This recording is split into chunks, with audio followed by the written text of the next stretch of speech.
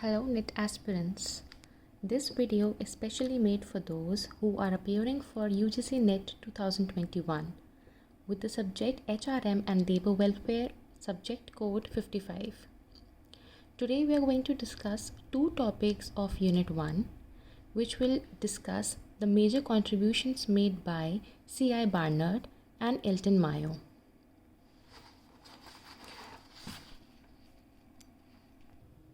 Talking first about the contribution made by C.I. Barnard, he has given us 5 theories.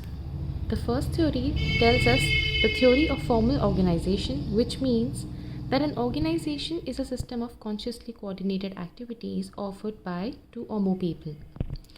We already know the definition of organization, which tells us that organization is a system wherein two or more people come together to solve a common purpose. So here, Barnard has given us 3 important elements for the existence of an organization. First is that there should be a proper communication system in the organization. Second is that there should be an objective of cooperation. Like if 2 or more people are coming together to achieve an objective, then the objective should be clear in their mind.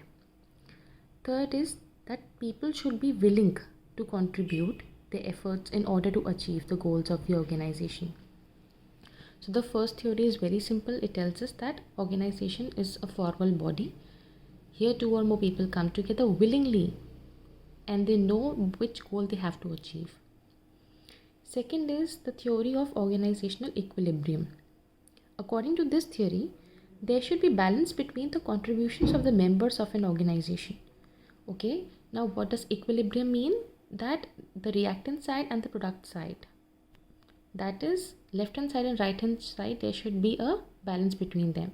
So if I, being an employee, I'm contributing towards the organization, towards achieving its goals, then I in return expect that the organization does something for me. Okay, like it can give me some kind of monetary reward, it can give me recognition for my work. So according to this theory, there should be balance between contributions of the members of an organization and return contribution made by the organization to the fulfillment of private goals of the members.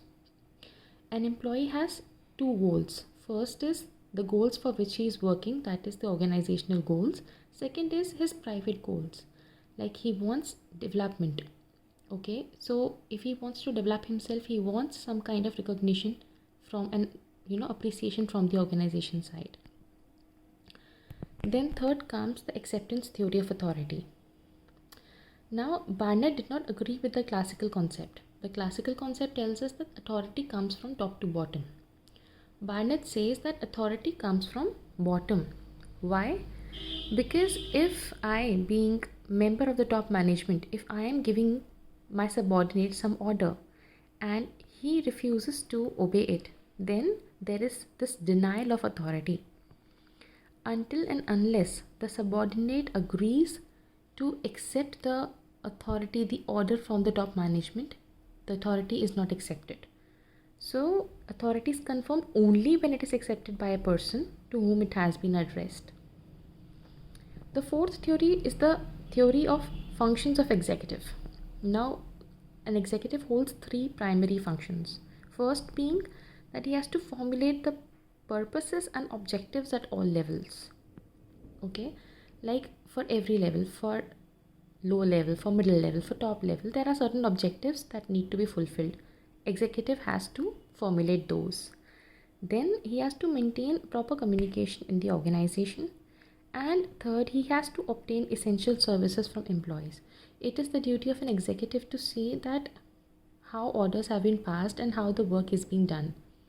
Okay, so we have to obtain essential services from the employees for which they have been hired. The last theory is the theory of informal organization, which says that in every organization there exists a formal organization as well as an informal organization. Formal organization means people work together to achieve their goal, but informal organization results as part of social interactions. They may be people from different departments coming together, discussing a common topic. Okay, so based upon the social interactions, there exists an informal organization. Now, the main aim of this informal organization is that to overcome the problems of the formal organization.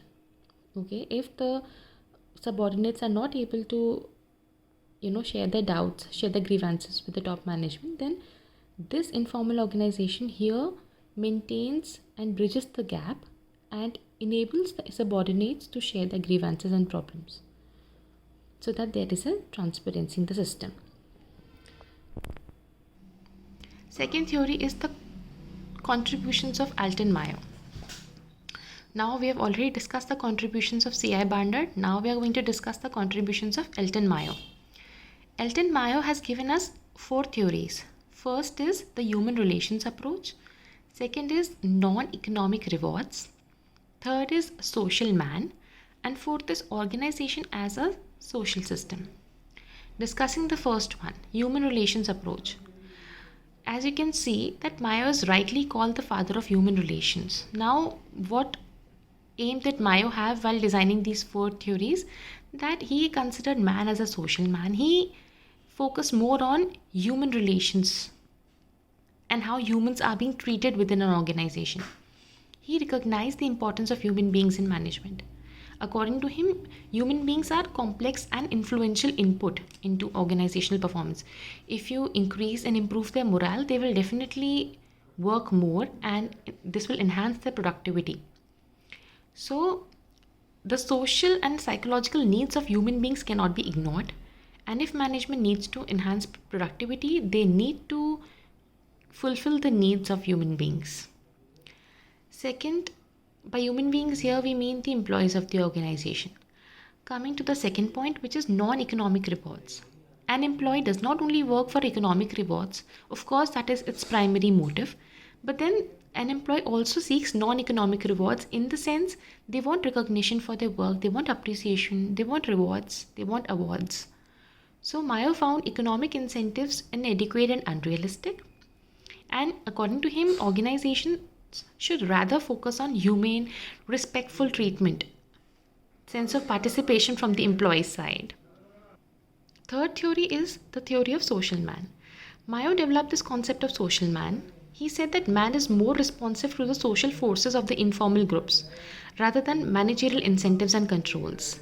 Man enjoys the companies of his colleagues and his managers when they have a sense of participation for them, when they have a sense of there has to be an informal network between the members of the organization as well, so that the productivity increases and improves, and this eventually motivates the employee working in the organization. Man is motivated by social needs and obtains his sense of identity through relationships with others. We all know man cannot exist alone. Man is a social being, and in this society we need to have friends and we need to engage ourselves. Fourth theory suggests that organization as a social system. We have already discussed man as a social being, and now we have to discuss organization as a social system. Mayo found informal relationships in the organization to be more effective than formal relationships. According to Mayo, managers should maintain an equilibrium between the logic of efficiency, which is demanded by the organization. So, Mayo thought that besides logic and facts, people are also guided by sentiments and feelings. That managers should not only put facts and logic upon the subordinates, they should also guide them by sentiments and feelings. And understand that sometimes the subordinate needs to work freely, and sometimes the subordinate needs to share his sense of dealing with the problem and his sense of working. So, managers should understand that besides logic and facts, people, or say the employees, should also be guided by sentiments and feelings. So today we have discussed 2 contributions made by Alton Mayo and contributions made by C.I. Barnard. In the next class, I would like to share contributions made by other people in the field of management as well. Thank you.